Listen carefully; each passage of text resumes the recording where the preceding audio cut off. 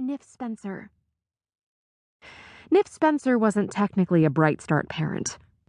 She had 2 Bright Start graduates, both now ensconced in a K-12 prep school, and a 3rd child who'd be starting next year. She volunteered in the gap year, as she called it, to stay in the loop, as if preschool had a steep learning curve you couldn't afford to loosen your grip on. Maribeth couldn't stand her. But Jason wasn't answering, and Robbie was busy. For a flash, she thought of Elizabeth, but it felt inappropriate, less like calling a friend than a boss.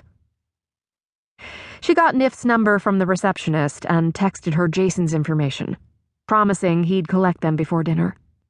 She texted Nif's info to Jason and told him that she'd been held up and to coordinate a pickup with Nif. "Please confirm you have received the text," she wrote. "Got it," he texted back. And just like that, a decision seemed to have made itself. She would not tell Jason why she'd been held up until it was all over. And if it turned out to be nothing, maybe she wouldn't tell him at all. Odds were, he wouldn't ask. Maribeth examined the monitor on her finger. A pulse ox. She recalled her father wearing one after his stroke. The monitors taped to her chest itched. She suspected it would take a good scrubbing tonight to get the glue off. "Excuse me," she called to one of the ER residents, a stylish young woman who wore expensive shoes and spoke with a Valley Girl lilt. "Do you know when I might get out of here?" "I think they, ordered another blood draw," the doctor said. "Another one? Why? I thought my EKG was normal." "It's procedure." More like covering their asses or padding the bill. Maribeth had once edited an exposé about profit-driven hospitals. With that, she remembered the piece Fanula had sent. She might as well cross something off her list. She pulled it up on her phone. It was an interesting premise, about celebrities who were harnessing social media for philanthropic purposes.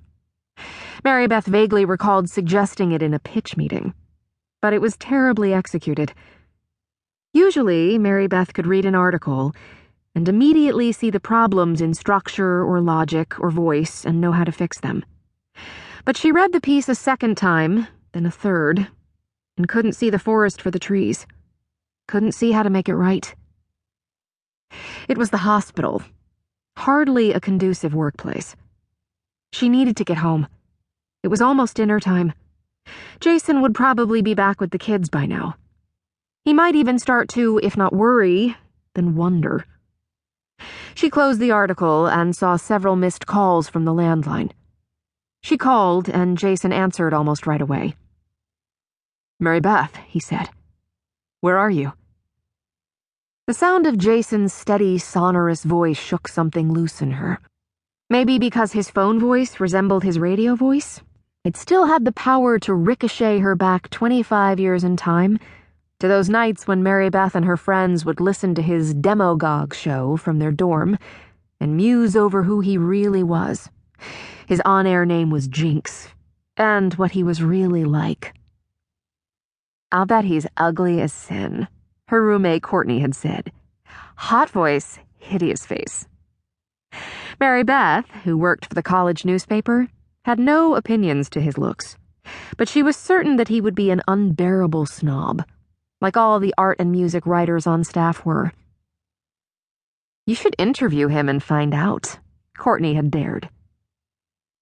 "Where are you?" Jason repeated. Now she heard the irritation in his voice. And then she heard why. In the background was the clatter of adults and children. Many, many children. The potluck. Tonight. Shit. "I thought you wanted me to make the chicken, but we don't have any in the house, and now people are here," Jason said. "Are you getting food?" "No, I'm sorry. I forgot." "You forgot?" Now Jason sounded pissed, which he supposed she understood, but it still made her chest clench again. Because really, how many times had Jason spaced something, leaving her to mop up the mess? "Yes, I forgot," she said.